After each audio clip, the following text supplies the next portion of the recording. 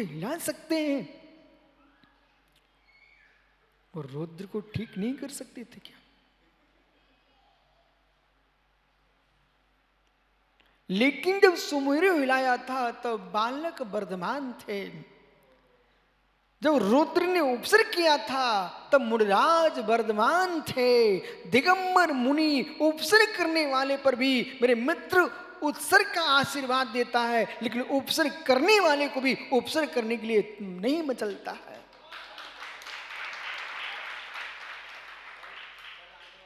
ज्ञानियों, ज्ञानियों, देश समाज राष्ट्र क्षमा मांगने खड़े हो, तब भी त्यागी वृंद कहे कि देर हो गई। उन्हें देर हुई हो ना हुई हो, लेकिन तुमको मोक्ष जाने में बहुत देर है।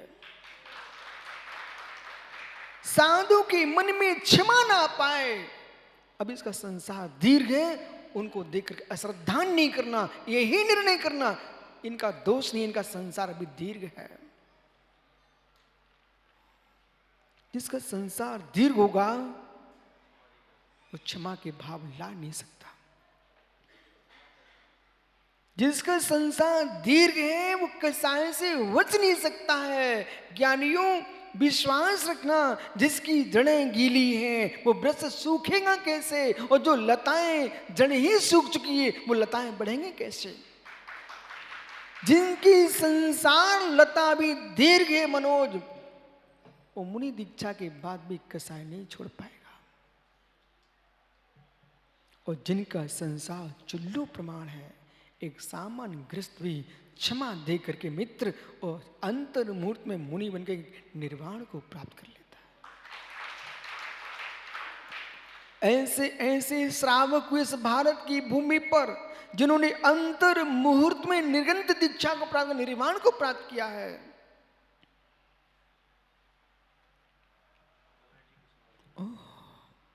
यानी तीर्थंकर वर्धमान जैसा मुनि, इसलिए महाश्रवण महावीर, इसलिए महाश्रवण महावीर, महामुनि बनने के लिए मां क्षमा चाहिए पड़ेगी। प्रणुत सागर जैसे लोग अपने आप को लिखने लगे महामुनि की जय हो, प्रणुत सागर। मित्र, हर मुनि के आगे, हर आचार्य के आगे महामुनि शब्द नहीं जोड़ पाएंगे। महामुनि शब्द जुड़वाने के लिए मां क्षमा चाहिए।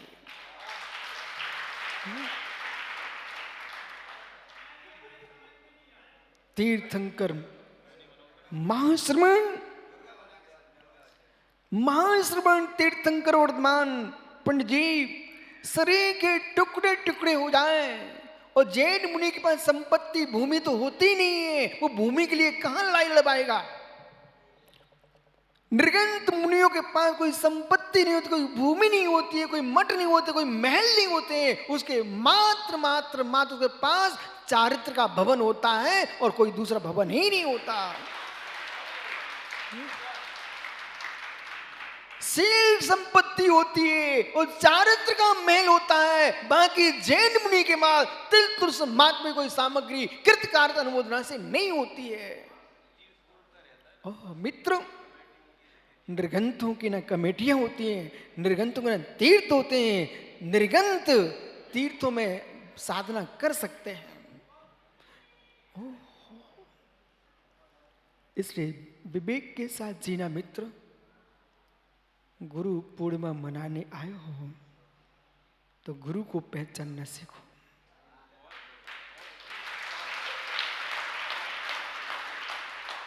गुरु पूर्ण मनाने आए, गुरु को पहचानना सीखो। मित्र, विश्यासा वसाती तो निरारंभो परिग्रह ज्ञान ध्यान तपो रक्त तपस्वी शाप ससते। भगवत समंत्रित स्वामी की परिभाषा में निहारना चाहिए कि मित्र, चर्चाओं से काम नहीं चलेगा, क्रियाएं तुम्हारी परिक्रिया में लिप्त हैं, तो जैन मुनि कैसे हो सकते जी। हाथी घोड़े वाले भी नांगे बाबा होते हैं मित्र। तो महल टड्डियां लेके चलेंगे प्रणुत सागर जैसे लोग तो नांगा बाबा तो कहला सकते हैं, दिगंबर मुनि नहीं कहला सकते। ये संस्कृति नागा बाबा संस्कृति नहीं है, ये संस्कृति नग्नत्व जो दिगंबर योगी की संस्कृति है। ये बाबाओं की संस्कृति नहीं है, श्रवण संस्कृति है। इसलिए बोध होना चाहिए। जो समय के साथ बदलना जानते हैं वे मित्र दिगंबर से श्वेतंबर के रूप में तो आ सकते हैं, लेकिन दिगंबर नहीं कहला सकते। या समय से बदलने के लिए मित्र आपकी आयु बदली है, आपका सेनन बदला है, लेकिन 28 मूर्गुण न आदिनाथ के समय बदले थे, न महावीर के समय बदले। सुरेश भैया, मेरे मित्र, इन मालाओं में और तिलकों में आकर के अपनी श्रद्धा को डमाडोल मत कर लेना। मित्र, आप जैसा युवा इतने विशाल क्षेत्र का मंत्री पद पर अधिष्ठित हो, प्रभात इस युवा से कहना कि बेटे अपने पूर्व पर्याय का अवभाग्य मानो, पुण्य लेके आए होंगे। जो पूरा विश्व जिस क्षेत्र पर आंख उठा के श्रद्धा से देखता है, आप उस पर राज्य कर रहे हो। इस विपरीत मार्ग को मत चुनना, निर्गंत गुरु की सेवा करना, लेकिन तिलक माला के पीछे प्रभावित होकर के किसी दूसरे मुनि की अवहेलना मत कर देना।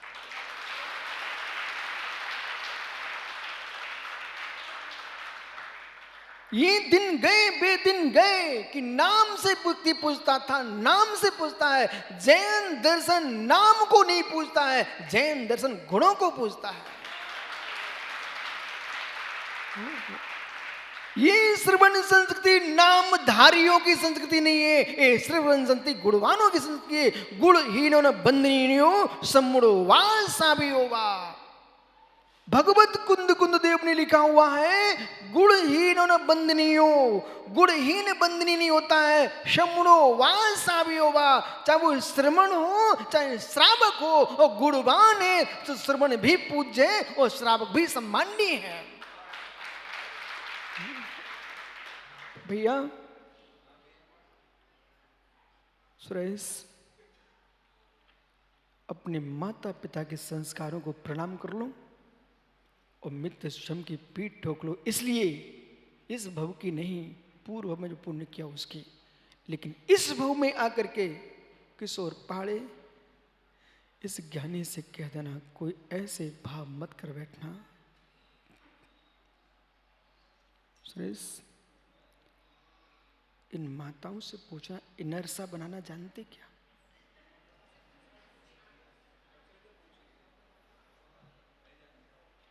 यानी एक पकवान होता है चावल का,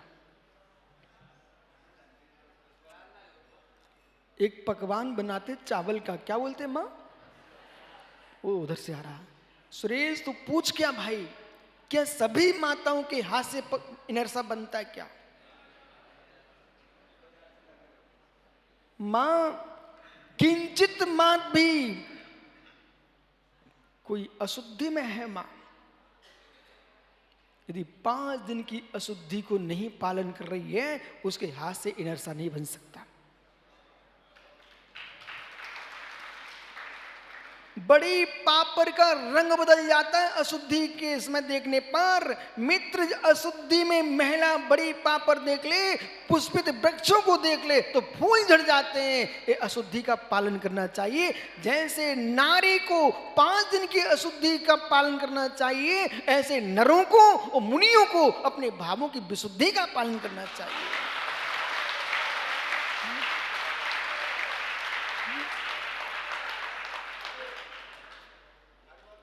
भैया सुरेश, किंचित मात भी किसी मां के मन में विशुद्धि का अभाव है, संक्लिष्टता है और सोचता नहीं है और विवेक नहीं है, कढ़ाई में पड़ते ही बिखर जाएगा। पूछो इनसे प्रश्न क्या है? सारे पकवान दुनिया के सामने बनते रहते हैं, जब मां इनरसा बनाती ना तो सबको बाहर कर देती है। ऐसा ही है। या फिर इतने कठोर हो जाएंगे कि दांत के नीचे दबाओगे दांत टूट जाएगा।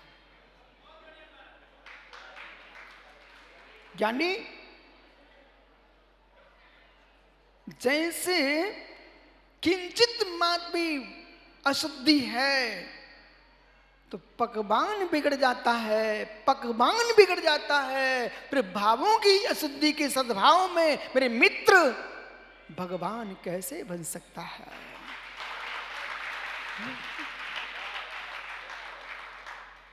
ये ताली क्यों बजा रहे हो?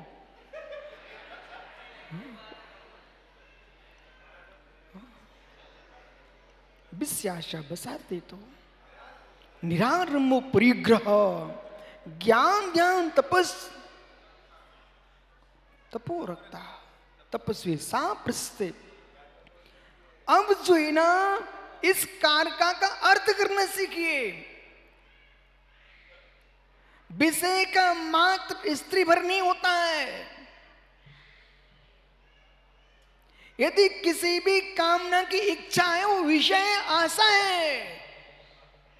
अपनी ख्याति लाभ पूजा और दूसरे की ख्याति गिराने के परिणाम भी है, तब भी विषय आशा ही है। सुरेश का मन कर रहा हूं कि मैं प्रभात का पटिया तोड़ के फेंक दूं, अपना लगवा देता हूं। मित्र, ये विषय आशा ही है, विषय आशा ही है। भैया, जब भी मन में गुरु बनाने के परिणाम आए तो सबसे पहले ठोलिया जी ये देखना चाहिए न स्त्री की आशा हो न स्त्री की आशा हो।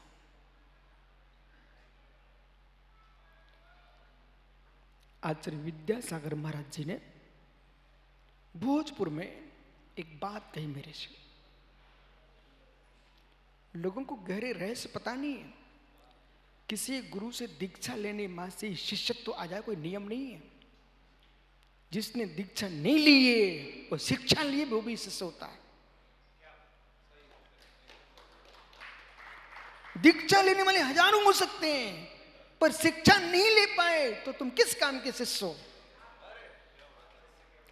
आचार्य विद्यासागर महाराज जी ने आपको विश्वास हो तो जाके पूछ के आओ कि आपने भोजपुर में विशुद्ध सार क्या शिक्षा दी थी। गुरु भगवंत ने कहा, आचार्य विराग सागर महाराज ने जब मुझे दीक्षा दी सुरेश भैया, उन्होंने दीक्षा के इसमें एक शब्द बोला था, एलक यशोधर सागर जी लगोटी लगाए रहो, क्या जाता है? ए दिगंबरी दीक्षा लेने जा रहे हो बेटा, अपने प्राणों को हथेली पे लेके चलना। ये आचार्य विराग सागर का शब्द है और आप चातुर्मास करा चुके हो, छठी मास्टर हैं वो। भट्टारक चारु कीर्ति जी कोमटेश्वर वो यूं कहते हैं कि चलता फिरता विश्वविद्यालय देखना हो तो आचार्य विराग सागर को देखो। आचार्य महाराज ने कहा कि ज्ञानी प्राणों को हथेली पे लेके चलने के नाम है जैन दीक्षा।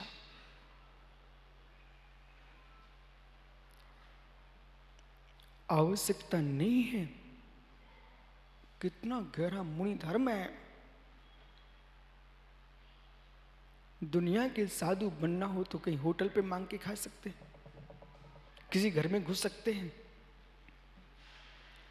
यहां तो विधि मिलेगी और विधि होगी तो विधि मिलेगी। वो नहीं है तो मित्र कुछ भी नहीं हो सकता। लेकिन अपने पीछे पीछे जैसे दुनिया के बाबा सीधा मांग करके सीधा बांध के चलते, सीधा जानते हैं आप लोग, सीधा सीधा आटा हलवा नहीं, सीधा सीधा, सीधा नहीं बोल रहा हूं, सीधा बोल रहा हूं। भोजन की सूखी सामग्री, उसको बोलते हैं सीधा। बोले ये मित्र, ये वो संस्कृति नहीं है नरेश सेठ जी रांची कि इसमें मित्र सीधा बांध के पोटी लेके नहीं चला जाता है। यहां से यहां पर तो सीधी साधना का मार्ग है। अंजलि लगा के जाना, मुद्रा लगा के जाना, अंजलि लगा खड़े हो जाना। कोई देने वाला मिल जाए तो ठीक है, और नहीं देने वाला मिले तो प्रसन्न होकर के वापस चले आना।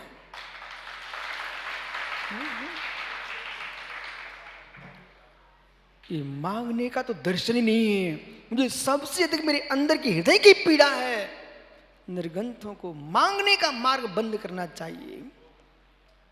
ये मांगने का मार्ग नहीं है, मांगने का मार्ग नहीं है, ये दान देने का मार्ग है। जैन मुनि ज्ञान दान देता है, और तीर्थंकर महामुनि भी दान देते हैं। वे मेरे मित्र छायिक अभय दान देते हैं। ये सम्मेल शिखर का चातुर्मास ज्ञानियों पूरे देश को भूतार तत्व का निर्णय के लिए हुआ है।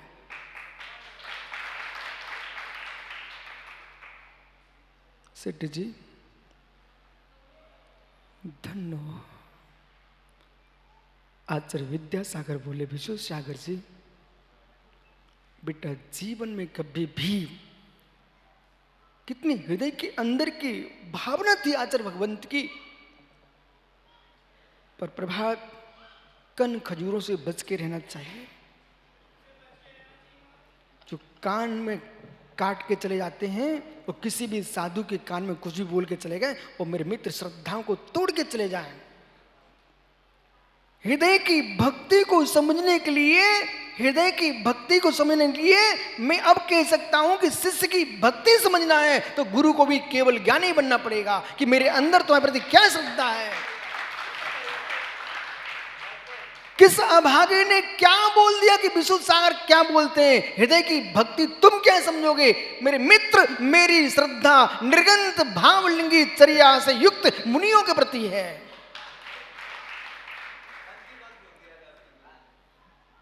आडम परिग्रह में लिप्त व्यक्तियों से मैं मिलता हूं, लेकिन मिल नहीं पाता। हृदय की बात बोल रहा हूं, मैं मिलता सबसे हूं, पर मन उनसे ही मिलता है जो महावीर की चर्या से मिले होते हैं।